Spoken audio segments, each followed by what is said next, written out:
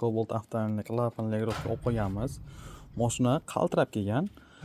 Ko'pchilik endi hammada ham bor instrument, yo'qlarda yo'q. Davleniya tekshiriladi. Davleniyaga qarab turib, klapan kuyibdi degan ko'p naqalar bo'ladi, videolar chiqqan, ko'rgansizlar.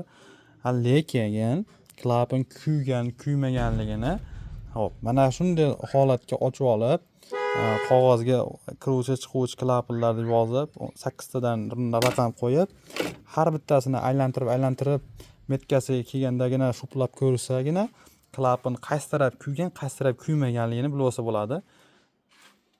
Mana bunda kiruvchi klapanlarimiz, mana kiruvchi taraf, isparadil taraf, mana ikkitasi 0 bo'lib qolgan. Endi 0 bo'lgan taqdirda ham bu ikki kiruvchi klapanlar kuymaydi.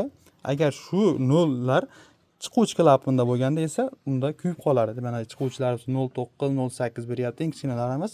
Xudo xolasa buni klapan legrovka qilib beramiz. Shu ko'pchilik ana shu davleniya tekshiryapti.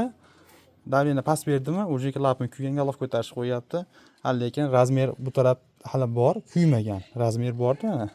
Agar shu razmerlar yo'q bo'lganda, bunda klapan kuygan bo'lardi. Galofga ko'tarilardi. Kuzatishda davom etinglar, shunaqa foydali ma'lumotlar Xudo xolasa berib boramiz.